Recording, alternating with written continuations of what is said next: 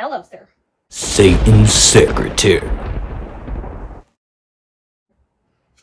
Well, these are easy to look up, sir. And you know that it's human nature to be more comfortable doing what the people around you are doing. It's so difficult to be the only one standing out and doing something different, even if, the man upstairs might lead them to do it. It's easier to just logic that away. Well, so President Nelson, the supposed called prophet of God, said to hear him at least 12 times. That's only in general conference, not even his devotionals, sir, those things where they get together with more audiences around the world. And then he also talked about seeking personal revelation as prophet at least 18 times. And that's aside from when he said, hear him, exactly. And then he said, let God prevail about 22 times, sir. So that's a total of about 52 times, not counting devotionals, where the prophet has counseled everybody to go and seek personal revelation and to let God prevail, which is supposed to mean he matters most. When it comes to prioritizing, humans get confused. They kind of look at what's popular instead of what's eternal. Like, sir, you have a very good long game. You understand eternity matters. But humans, sir, they are just focused on the now. And, well, sir, all of these things about seeking personal revelation, they take effort, and it leaves room for self-doubt. Like, sometimes people are wondering, is that the Holy Ghost talking to me, or is that me talking to me? Why, no, sir, they just mix the voices up. Well, because sometimes the Holy Ghost does sound like them. Well, not us, but humans are born with the light of Christ. Some people around the world call it a gut feeling. Some people call it a conscience. Some people don't even give it any acknowledgement that it exists, sir. Well, one way to test it out if people have it is they just look at the human reaction to, a car intentionally hitting a mother pushing a stroller down the street.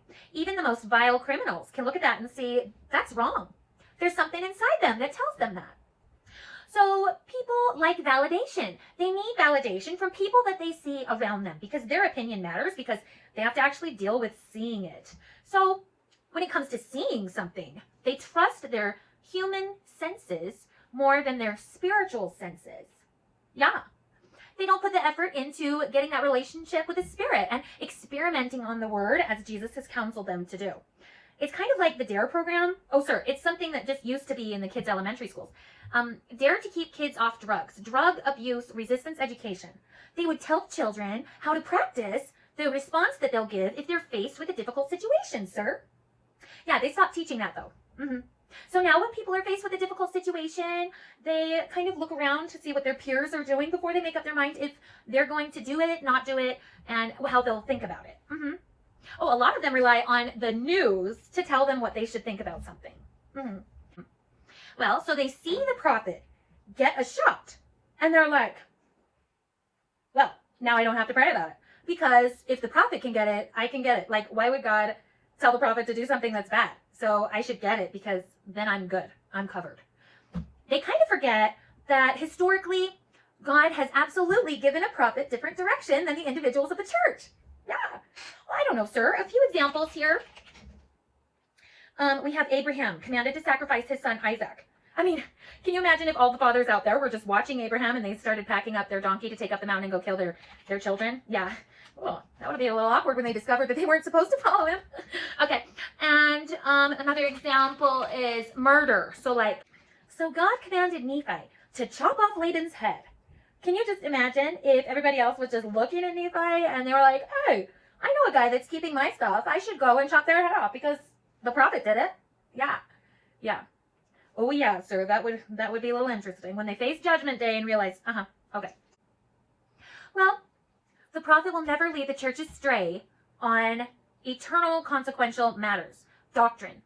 A lot of people take the church news press releases to be doctrine, and they don't even stop and ask questions like, will members in countries who don't readily have access to the internet even know that the prophet got the vaccine? Yeah, because that press release was not released to the members.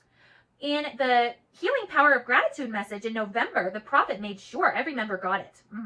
It was emailed to them, and then those that don't have email, they could get it read over the pulpit. They would get direct access. Yeah.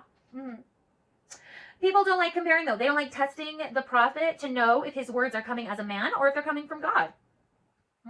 Even though the prophet himself has told them that they could go and find out for themselves if what he said is true and from the Lord. Yeah, people are dumb. So just keep counting on that, sir. Okay.